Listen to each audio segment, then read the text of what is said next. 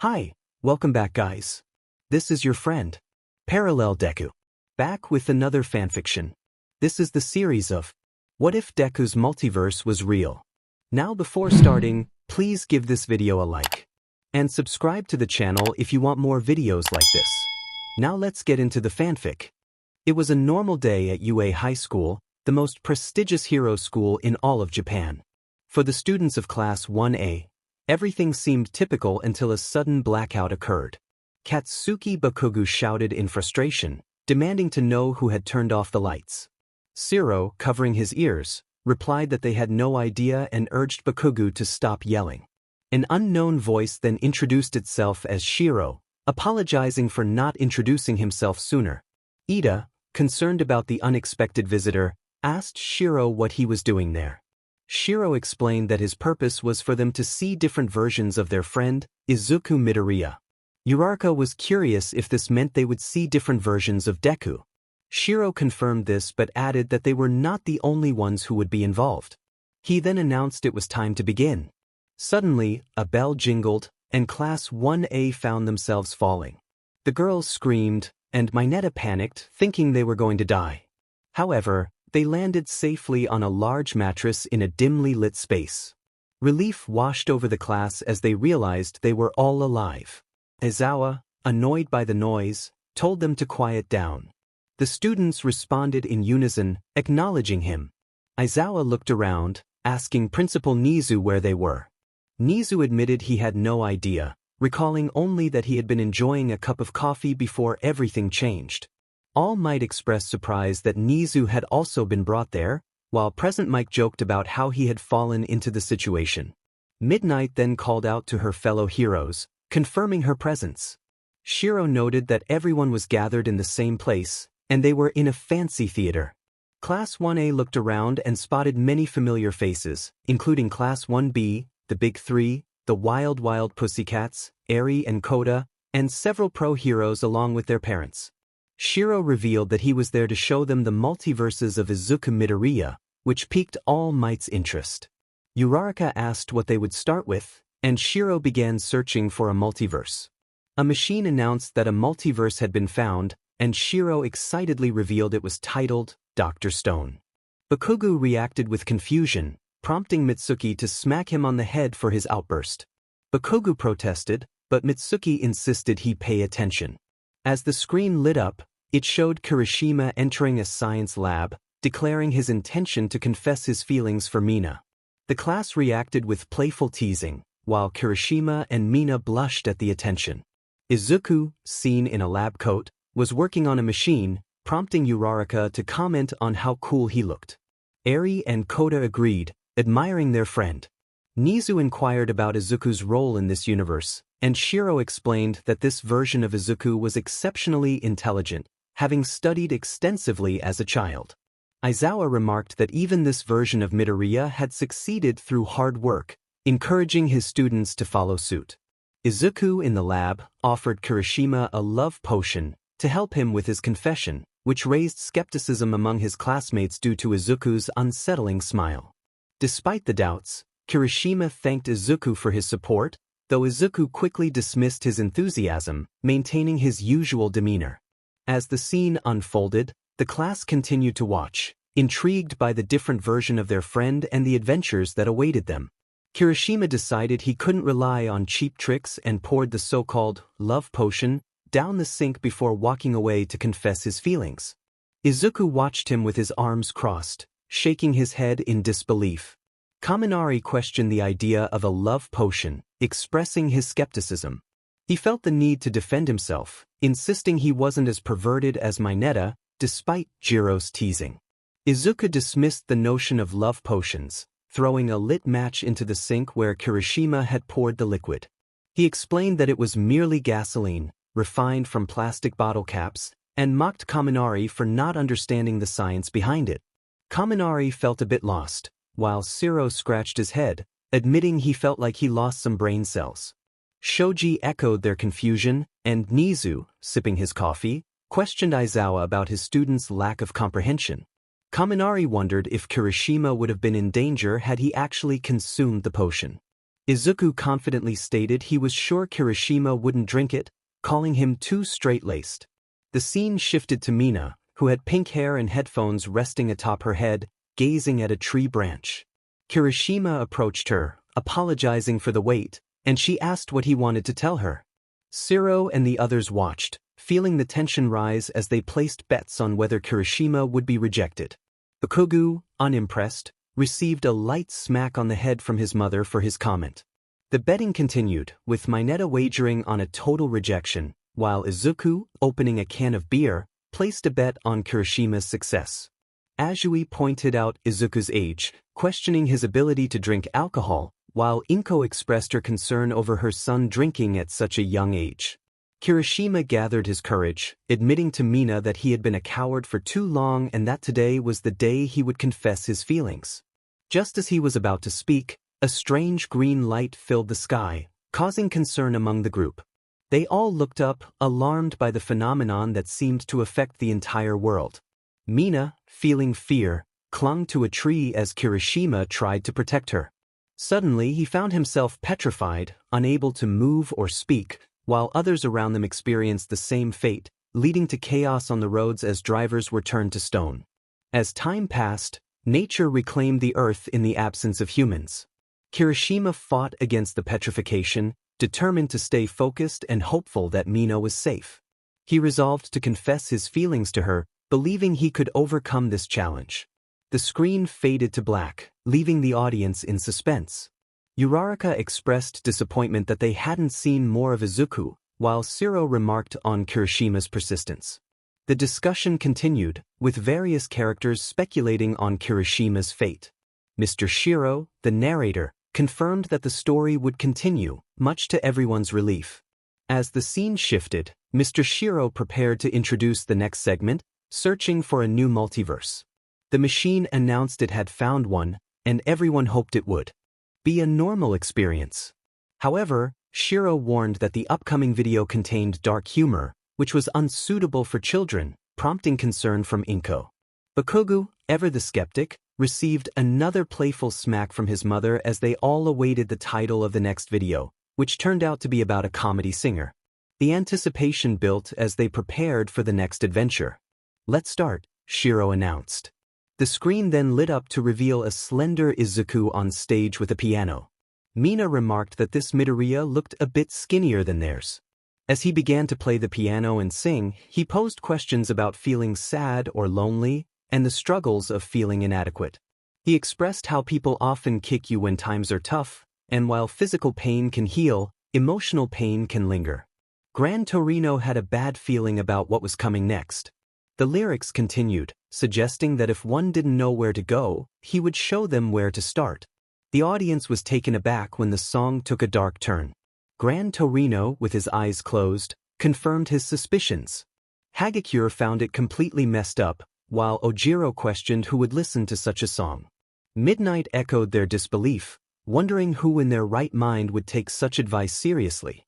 Uraraka, with a worried tone, pondered what Izuku had gone through to write a song about such heavy themes. Natsuo pointed out that Izuku was even encouraging them in a troubling way.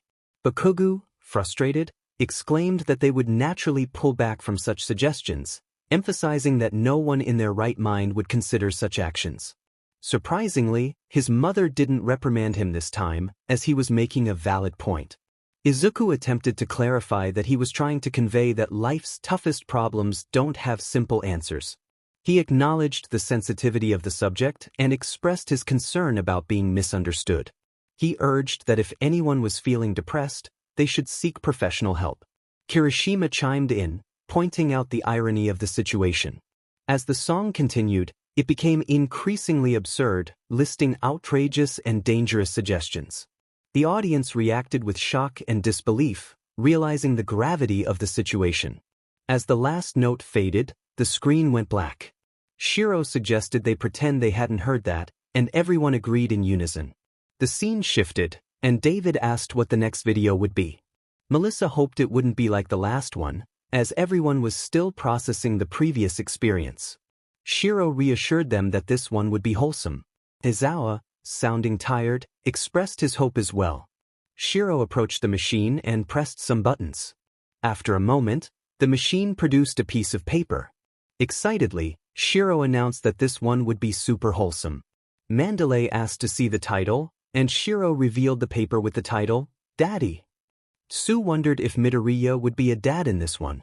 𝔻𝕖𝕜𝕤𝕦 confirmed it, prompting the girls to wonder who his wife would be, while Bakugo scoffed at the idea of anyone marrying useless Deku. The screen opened to a kitchen where Archery was playing at the counter. Mirio pointed out that it was Archery, who joyfully declared that Izuku was her papa. The audience cooed at the sight. Archery proudly showed off a picture she had drawn of their family, which 𝔻𝕗𝕤𝕤 found adorable. Present Mike questioned who the mother was, and 𝔻𝕤𝕤𝕤 suggested it was likely one of the girls present, igniting a competitive atmosphere among them. As the screen panned out to reveal a fancy kitchen, Melissa commented on its elegance, while 𝔻𝕖𝕜𝕤𝕤 speculated that it probably belonged to Midoriya. The camera continued to zoom out, revealing a slim figure with a ponytail cooking bacon and eggs. The girls glared at Momo, realizing that there was only one person with that hairstyle. Momo thought to herself with a mocking grin, knowing it would be her. Archery was asked by her mother to wake up her father. Eagerly, Archery jumped out of her chair and dashed out of the kitchen. She ran into a massive hall adorned with a grand chandelier and spiral stairs. Mirio marveled at the size of the hall, while Mina expressed her awe at how rich Midoriya must be to live in such a fancy house. Kirishima speculated that Midoriya was probably already a pro hero. Archery climbed up the spiral stairs, running through another expansive hall before opening a door to a room filled with All Might merchandise. Toru confirmed it was Midoriya's room. Archery tiptoed to a king-sized bed, where a large lump was hidden beneath the sheets. She climbed up to listen to the soft snoring. Uraraka noted that even Deku snored. Archery crept a little closer and jumped onto the lump, which sat up suddenly, holding his stomach. Izuku, now on his feet, looked at Archery and playfully complained about her jumping on him. The girls in the room blushed, while the boys were in awe of Izuku's appearance. Uraraka stammered about how hot Deku looked, and Fuyumi expressed surprise at Shoto's friend. Mineta was about to comment further when Tsuyu silenced him with a swift gesture. Archery explained that she had to wake him up because he was a hard sleeper, and she added that her mother had asked her to do it, prompting giggles from everyone. Midnight felt a bit sorry for Archery's mother. Izuku suggested they scare her, and Archery eagerly agreed. They quietly tiptoed out of the room and into the kitchen, hiding behind the counter. When their mother entered, they jumped out and shouted, startling her. Izuku laughed at her reaction, while the woman, slightly shorter than him with blonde hair in a ponytail, scolded him for the scare. Everyone exclaimed in surprise upon realizing who she was. Jiro and 𝔻𝕖𝕜𝕤𝕤 admitted they had thought it was someone else. Kirishima noted that the woman's hairstyle was different from Momo's, and Ida shared his suspicions as well. Melissa, slightly confused, asked why she was the one being startled. Izuku casually asked what was for breakfast, and Melissa replied that it was bacon and eggs, questioning why he hadn't changed out of his clothes. Izuku explained he was too tired, and Melissa smiled at him, shaking her head. The scene transitioned to black, and Sato remarked on how sweet and funny the moment was, while Mina expressed hope for more. Melissa wondered if this would be a continuation of the previous story, but 𝔻𝕖𝕜𝕤𝕤 explained that it might take a while for the machine to select a second part. Moments later, the machine produced a piece of paper, revealing a new title. Kendo worried about the content, but 𝔻𝕖𝕜𝕤𝕤 reassured everyone, excitedly announcing the start of the new story. The screen opened to show Class 1A huddled at Midoriya's dorm door, curious about what was happening inside. Jiro explained that she had heard faint singing from Midoriya's room and was eager to listen, while Bakugo pointed out the obvious. 𝔻𝕖𝕜𝕤𝕤 added that he would have doubted it was Midoriya too, leading to a brief discussion about his character. As Jiro listened closely at the door, she was amazed by the beautiful voice coming from within. The lyrics conveyed a mix of emotions, and the classmates reacted with surprise and admiration. Archery, worried, asked Mirio what was wrong with Izuku, but he reassured her that he was fine. Mirio tried to cheer up the saddened child, promising her everything would be all right. Archery responded with a radiant smile that lit up the room. Everyone around them admired her purity. In the depths of his heart, Izuku struggled with feelings of vulnerability, fearing the pain of love. He had experienced heartbreak before and knew the sting of discovering that love wasn't genuine. Despite his fears, he felt a flicker of hope, willing to take a chance if it meant being with the right person. Tiger wondered who had caused Izuku such distress, while Mandalay questioned the depth of his feelings. Izuku reflected on his past relationships, acknowledging his struggles with choosing the right partners. He wished for a future where history wouldn't repeat itself, longing for someone who truly understood him. As he sang, his voice resonated with emotion, capturing the attention of his classmates. 𝔻𝕖 felt grateful to have overheard him, marveling at the beauty of his voice. She recorded his singing, cherishing the moment. 𝔻𝕖 asked if the performance was good, and 𝔻𝕖 turned to her classmates, tears in her eyes, affirming that it was indeed beautiful. Kaminari, concerned, questioned her tears, to which 𝔻𝕖 responded passionately, expressing how moved she was by the performance. The screen turned black. Kirishima expressed his excitement about the emotional and thrilling content they had just watched. Nizu, sipping his coffee, agreed that it wasn't too bad. Midnight commented on the last segment, praising it as really good. MT Lady pointed out that Midnight seemed to enjoy anything related to romance and drama. Midnight defended her preferences passionately, while MD Lady teased her about it. Shiro decided to intervene, stating that they should see what universe they would explore next. He approached the machine and pressed random buttons, which eventually produced a piece of paper. Shiro revealed the title, Full Cowl Wrap. Kirishima and Tetsu were thrilled, declaring it would be incredibly manly. The others exchanged puzzled glances at their enthusiasm. Shiro encouraged everyone to start watching. The screen lit up, showing Izuku in a recording studio. His classmates were laughing at him, prompting Mineta to question why they were doing so. As the verse began, Izuku reflected on his past, recalling how everyone doubted him while he was growing up. Now that he was succeeding, they seemed proud. Uraraka recognized one of Izuku's hero analysis notebooks, noting the burn marks on it, which concerned Ida. Izuku continued, expressing how he had struggled with self-doubt and fear about his potential. Mina whispered for silence as she tried to listen. He described himself as a scrawny kid without a quirk, which surprised Momo, who knew he possessed one of the strongest quirks in their class. The scene shifted to Bakugo slamming his palms on Izuku's desk, leading Mitsuki to angrily confront him about bullying Izuku.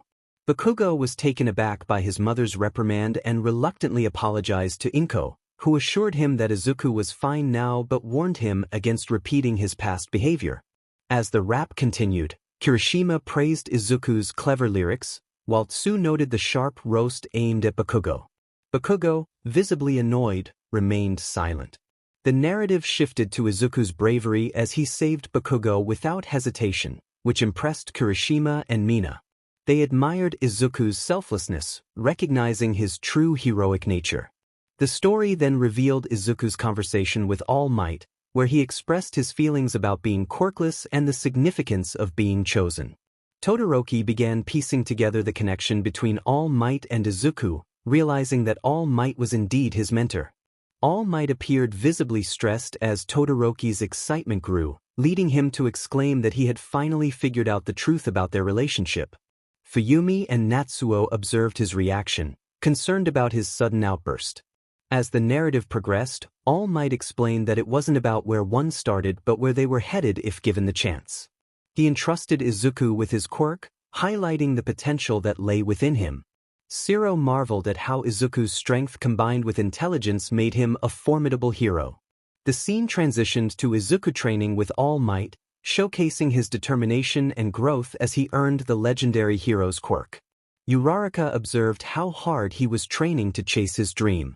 Ida agreed, noting that he had saved her without hesitation, and with his power, he was sure he would become a great hero. As he trained, he grew stronger, inching closer to the day he had long prayed for. It didn't matter that others saw him as a joke, he stood alongside his hero, and his abilities began to awaken. The entrance exam was a turning point for him.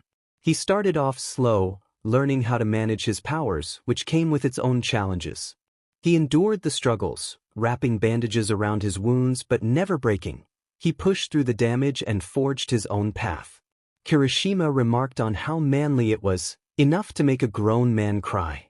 The scene shifted to him punching the zero-pointer with determination. Who would have thought that a seemingly average kid could become the symbol of peace? Everyone seemed tough when things were easy, but true character emerged in the face of adversity. Tokoyami expressed his admiration for how effortlessly he took down the zero-pointer. Back in training, he stood atop the pile of debris he had gathered, showcasing his hard work.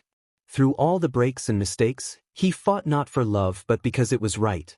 He fought for those who could not, ensuring they would not suffer. Mina was surprised by how fit Midoriya had become, while Uraraka noted he looked incredibly strong. The scene shifted again to a fierce battle against Muscular. Kaminari was astonished that Midoriya had fought such a formidable opponent, while Kota excitedly recounted how Izuku had saved him. Midoriya had faced ridicule, but now it was his time to shine.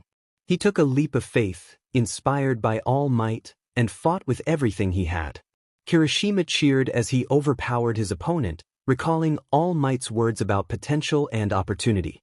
Eri entered his thoughts, and he vowed to protect her from her past traumas. He would not let her down, even if it meant facing overwhelming odds. He was determined to honor the legacy of Mirio and Night Eye, channeling their strength against Overhaul, who had pushed him to new heights.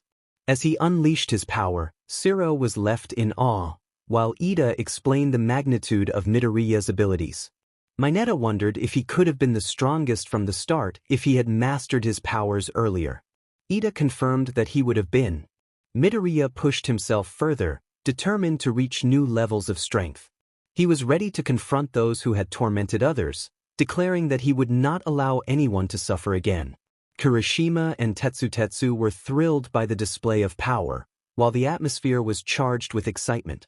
The narrative shifted to a new scene where Shiro prepared to show everyone a video. As he pressed the buttons on the machine, the mood shifted when he revealed the title, Izuku Midoriya, I Have to Die. Gasps filled the room as concern washed over everyone. Uraraka worried about Midoriya's fate, and Shiro reassured them that it was better to see what happened than to speculate. The screen opened to show Izuku speaking with Recovery Girl. She asked him about dealing with loss, catching everyone off guard. They had never imagined he would struggle with saving lives. All Might reflected on how surprising it was to see Midoriya grappling with such heavy emotions. It became clear that he had faced a lot of death in his life, and the group realized he was accustomed to the weight of failure. RG mentioned the names of his mother, father, Kirishima, Bakugu, and Gran Torino. He then questioned if he was included as well. Nizu inquired if other people close to him had also perished. Nizu acknowledged RG's boundless determination as one of his greatest qualities but warned that he could not escape the impending crisis. David Shield asked what was going to happen and what this crisis entailed. Eri and Kota expressed excitement about Izuku's hero name being Flash, finding it incredibly cool. Kaminari pointed out that the name implied he was fast, to which Bakugu retorted with a sarcastic remark about Kaminari's intelligence. Bakugu's mother playfully smacked him on the head for his comment. Kendo revealed that Izuku had 5 years before he would vanish. Kendo was surprised to see herself on the screen, prompting Midnight to tease her about using first names. Kendo blushed at the attention. Nizu then stated that on December 10, 2019, Izuku would answer the call and make the ultimate sacrifice. The scene shifted to Izuku speaking with his father, All Might, who was astonished to learn he was Izuku's dad. Shiro clarified that this was only true in this universe, causing Todoroki to feel frustrated. Izuku expressed a desire to see his parents one more time, prompting concern from Momo and Kamui Woods about his well-being. All Might asked what that meant, but Izuku simply replied with, nothing. The screen displayed Izuku in a mysterious setting, stating he didn't have much time. An explosion echoed as he finished speaking. The scene transitioned to Izuku talking to All Might in what appeared to be a prison. All Might checked on him, and Izuku admitted he had messed up. Inko, the beloved mother figure, wondered what he had done, while Ida speculated that he might not have been able to save someone. The screen then shifted to Izuku conversing with Overhaul, who questioned what Izuku needed him to do. Eri felt anxious about Izuku's safety, fearing he might be in danger. Overhaul challenged Izuku to articulate his request, and Izuku simply looked up at him. Inko asked what they were discussing, and 𝔻𝕦𝕦𝕧𝕖𝕣 suggested it was likely related to the crisis. Izuku reflected on how he had worked on a newspaper for many years. The scene shifted to Shigaraki holding All Might, with Izuku pleading for him to take his place. The screen showed Izuku lying down, determined to save his friends. Mineta expressed his frustration about Izuku being surrounded by girls, while the others responded with laughter at his expense. The screen then depicted Kurogiri holding Mirio's head, with Mirio declaring that Izuku was already dead. Mirio insisted he would never say such a thing. The narrative returned to Izuku's conversation with Overhaul, where he shockingly requested that Overhaul kill his mother. Inko, filled with tears, questioned if she had been a bad mother, to which Mitsuki comforted her, affirming her worth as a mother. The scene shifted to Izuku standing with his mother in front of a portal. He narrated that it initially felt like guidance, a sign that things were moving in the right direction. The screen then showed him speaking with Kendo and Nizu, where Izuku insisted he wouldn't abandon his family and sought a way to prevent the looming threat. Nizu expressed his regret, and the scene transitioned to Izuku with 𝔻𝕗𝕗 and Midnight, where he vowed not to lose anyone else. Izuku confronted 𝔻𝕗𝕗 about his current state, and Jiro and Kaminari wondered what they were arguing about. The screen shifted back to Izuku and All Might, where Izuku promised to get him out. The narrative changed to Izuku wearing glasses and speaking to his mother on the phone, with Koda and Eri admiring his appearance. Inko thanked him for the anniversary tickets to Atlantis, expressing excitement about the trip. The scene then shifted to Shigaraki holding All Might at gunpoint, with Izuku desperately urging him to kill him instead. All Might firmly refused, causing many viewers to cry, some unable to contain their emotions. The narrative returned to Izuku pleading with Kendo, while Gran Torino expressed unease about the situation. Izuku's emotional turmoil continued as he spoke with All Might, expressing sorrow for the situation they found themselves in.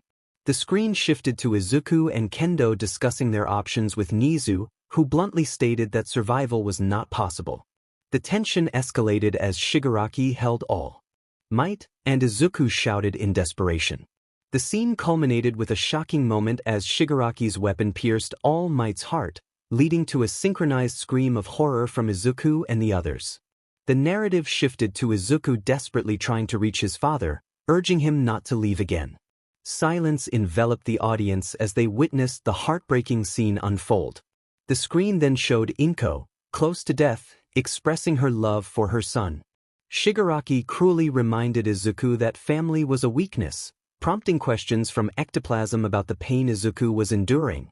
Izuku looked up defiantly, and the scene shifted back to his heated argument with 𝔻𝕗𝕗 and Midnight. Izuku expressed the depth of his pain, revealing the emotional toll of witnessing the loss of loved ones. Midnight affirmed her agreement. The scene shifted to Nizu speaking with urgency. He explained that for billions to survive the impending crisis, the Flash must perish. Nizu was taken aback, realizing the global implications of the situation. The screen transitioned to Izuku in a hospital bed, revealing the weight of his knowledge. He had glimpsed countless possible futures, each one filled with despair. The imagery shifted to show 𝔻𝕗𝕗, Midnight, and Mirio fleeing from a strange light, a harbinger of doom. Izuku's voice echoed with the gravity of his vision, detailing the billions of lives lost. The scene darkened, illustrating Kendo being consumed by the light, a stark reminder of the stakes. Izuku's anguish was palpable as he recounted the pain and suffering he witnessed, his heart racing as he ran, pursued by the ominous glow.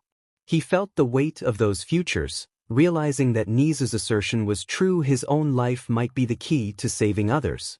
All Might reflected on his helplessness, wishing he could assist young Midoriya.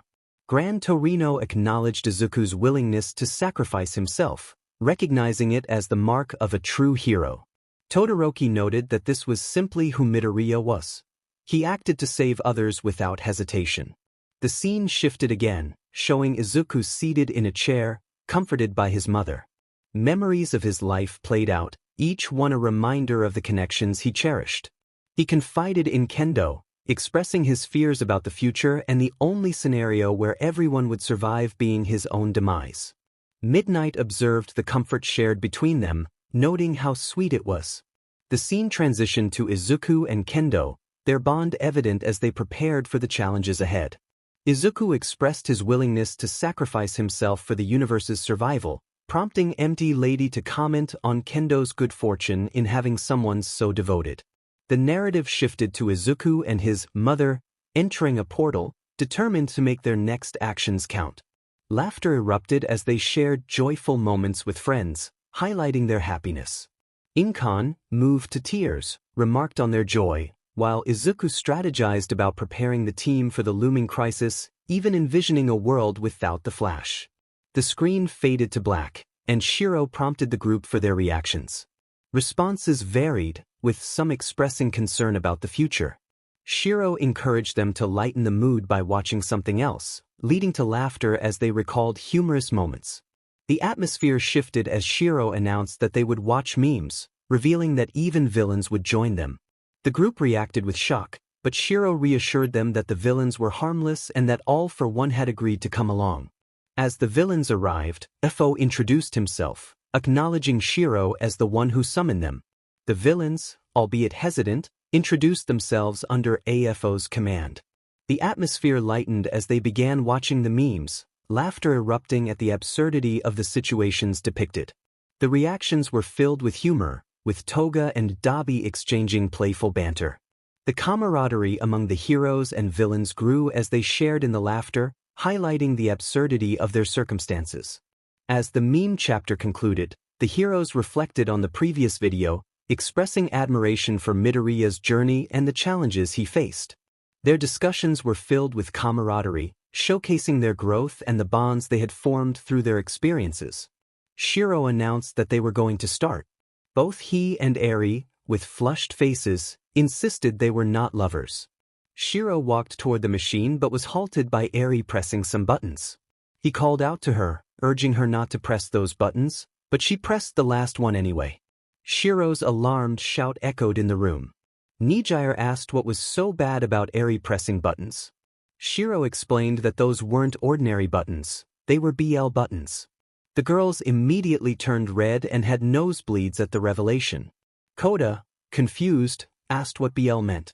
𝔻𝕗 hesitated, knowing that Kota might not be ready for the explanation, but was interrupted by Mineta.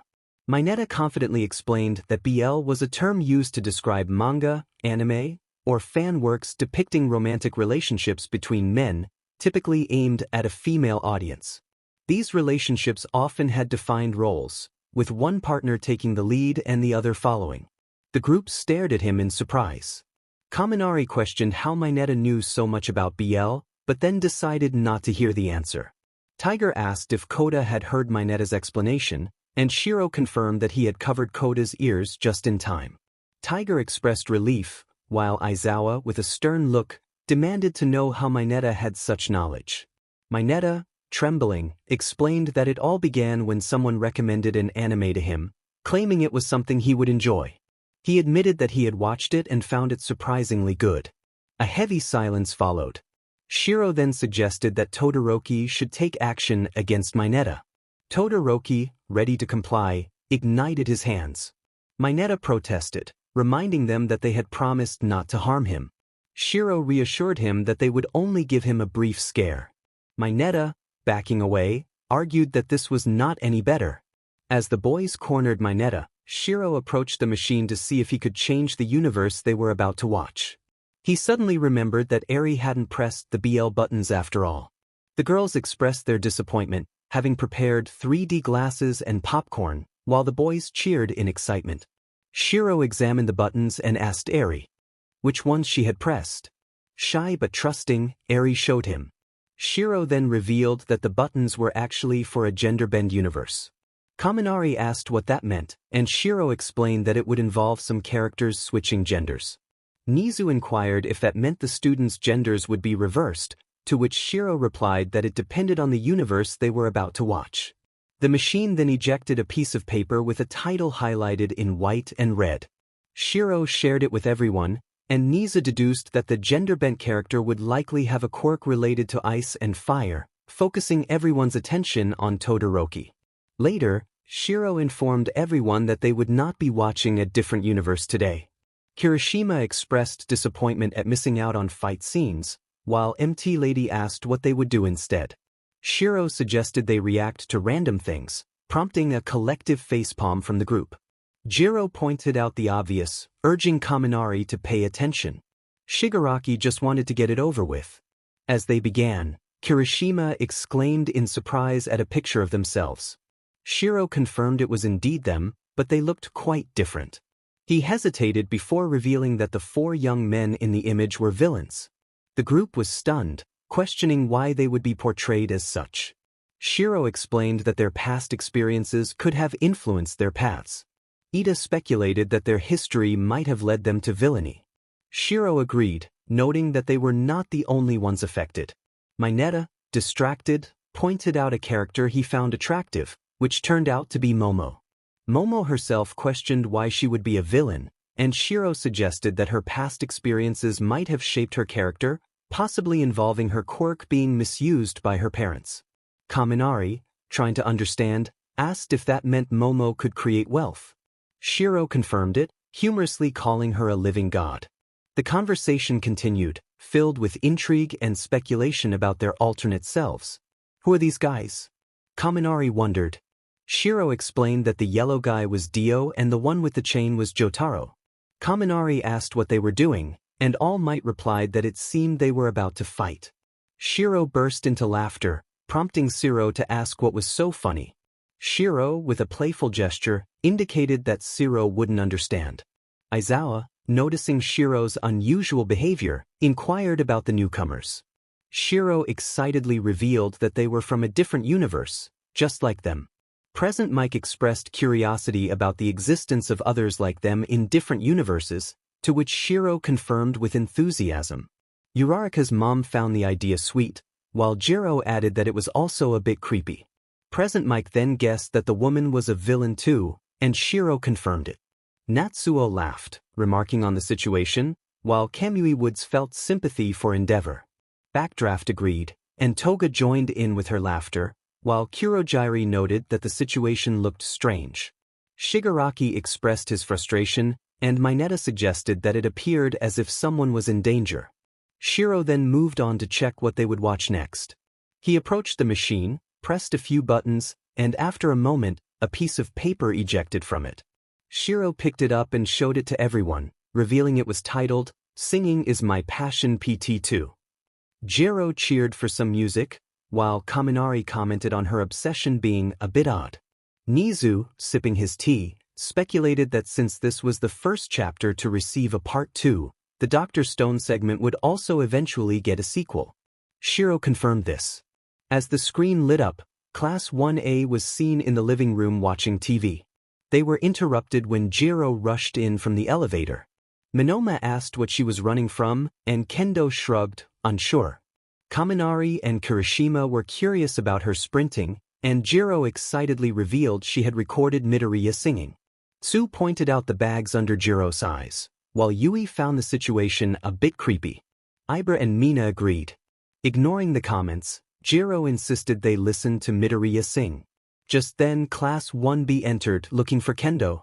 Tetsu asked if they had seen her, but Class 1A shook their heads. Kendo, confused, asked what had happened. Jiro described Kendo's appearance, and when realization struck her, Kaminari laughed at the thought of Kendo's expression. Jiro then recalled hearing a loud thud from Midoriya's room, which led to teasing from midnight. Kendo blushed, hoping it wasn't what it sounded like. Bakugo and Mineta expressed their outrage, while Class 1B's faces turned red as they realized the implications. Jiro reassured them that Midoriya was too innocent for anything inappropriate, and she played the first song she recorded. Kendo's voice filled the room, singing about her struggles and the need for time.